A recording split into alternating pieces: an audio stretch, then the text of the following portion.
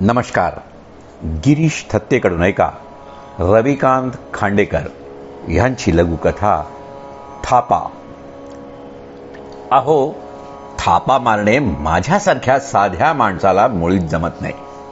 थाप मारली की पकडला जातो. या बाबतीत माझे भाग्य साथ देत नाही. आमच्या ऑफिसमध्ये तरुण पोरी कामं करतात. आमच्या ऑफिसची माझी पीए सुंदर तरुणी मिस जुली आहे. तिच्याबरोबर मोना, एंजेला फर्नांडिस व सुझी पण काम करतात.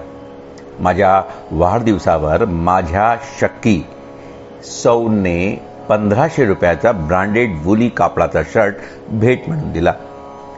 आम्हा दोघांनाही तो फार आवडला होता.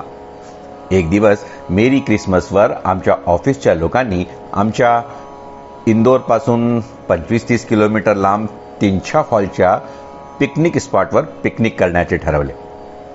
माझ्या शंकेखोर बायकोसमोर पिकनिकचे सांगायचे नाही म्हणून मी बायकोला थाप मारली की आमचे बॉस मिस्टर मायकल भोपाळच्या एम्स हॉस्पिटलमध्ये ॲडमिट आहे. त्यांना पाहून आम्ही संध्याकाळपर्यंत घरी येऊ. बायकोनी पण बॉसच्या तब्येतीची थाप दिल्यानंतर जास्त चौकशी केली नाही. सौनने परवानगी दिल्यानंतर मी तो ब्रँडेड शर्ट घालून त्यावर परफ्यूम वगैरे शिंपडून पिकनिकसाठी आनंदाने घराबाहेर पडलो. पिकनिक म्हणजे मज्जाच असते. माझ्या मनात पिकनिकमध्ये जुलीबरोबर बॉल डान्स करण्याची अर्धवट इच्छा तरंगत होती. ती अर्धवट इच्छा आज पूर्ण होईल असे मला वाटत होते. एकदा ऑफिसच्या पार्टीमध्ये जुलीने मला बॉल डान्ससाठी ऑफर दिला तर आमच्या सौनने तिच्याकडे डोळे वटारून पाहिले. तेव्हा जुली तेथून लगेच पसार झाली होती. त्या दिवशी आम्ही ऑफिसचे सर्व लोक जाम खुश होतो. तिनछा फॉलच्या त्या सुरम्य वातावरणात आम्ही आपला डेरा टाकला. कोणी पत्ते खेळत होतं तर कोणी नाश्ता व चहा बनवत होतं. गरम गरम भजी, त्यावर गरम गरम चहा. कोणी सँडविच खात होतं तर कोणी ब्रेड वडा, बटाटे वडा. ब्रेकफास्ट नंतर दाल बाफले चूरमाचा मेनू होता. महाराज आणि त्यांची माणसे कामात गुंतली होती. तिकडे काही ऑफिस तरुणी म्युझिक सिस्टम लावून डान्स करत होत्या. जुली, सुझी, एंजेला वेस्टर्न डान्स करत होत्या.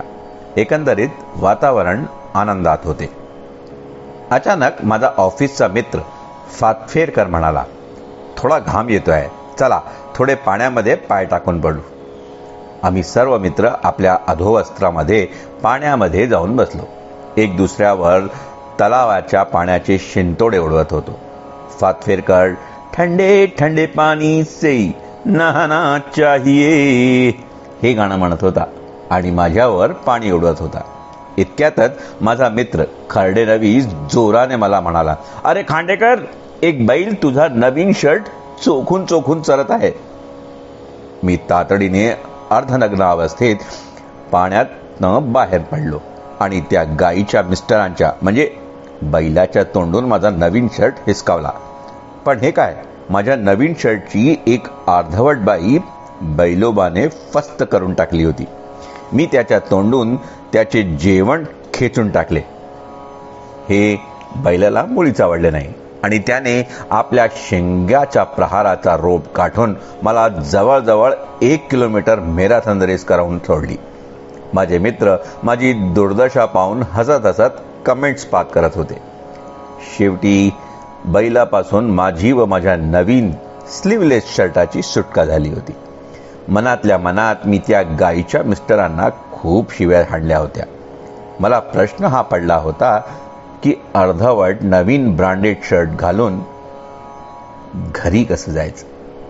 शर्ट घातला तर त्या दुष्ट बैलाने एकच अर्धवट बाही उद्ध्वस्त केली होती. जर घरी गेल्यावर बायकोने जाब विचारला तर उत्तर काय द्यायचं, कारण बैलाने ती शर्टाची बाही अशी चरली होती की हे स्पष्ट दिसत होतं की शर्टाला कोणीतरी डिझाईनदार रीतीने चावले आहे.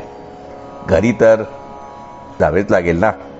घरी जाता क्षणी सौनने माझ्या नवीन शर्टाची दुर्दशा पाहिली तर सरळ रागावून म्हणाली, हे काय केले नवीन शर्टाचे वाटोळे? तुम्ही गेले तरी कुठे होता तीर मारायला? मला थापा मारता येत नाही. म्हणून मी विचार केला की जे सत्य आहे ते सांगून सौंच्या समोर प्रणिपात करावा. शेवटी सांगितले की माझ्या शर्टाची बाई बैलाने खाल्ली. बायको म्हणाली, का खोट्या थापा मारताय हो राव, तुम्ही शर्ट घातला होता.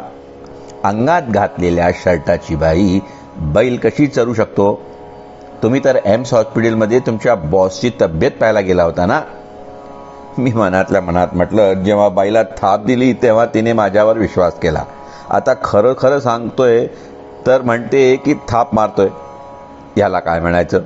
मग मी बायको समोर सर्व काही घडलेली सत्यकथा सादर केली. जेव्हा बायकोचा माझ्या गोष्टींवर विश्वास बसला तेव्हा ती हसली आणि म्हणाली, राव तुम्ही आवळे, तुम्हाला थाप मारण्याची सुद्धा अक्कल नाही.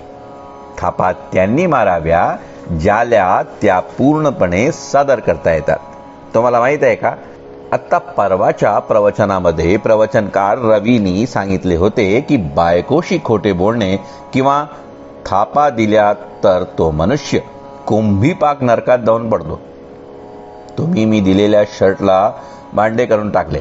तुमच्यापेक्षा तो बैल चांगला, ज्याने तुमच्या बावळटपणाचा फायदा उचलून आपले पोट तरी भरले. तुम्ही त्या बैलाचेच भाऊ नाही. नाही नाही, तुम्ही त्या बैलापेक्षाही गेले बेतलेले आहात हो. आपल्याला अक्कल नसेल तर उगाच थापा मारू नये.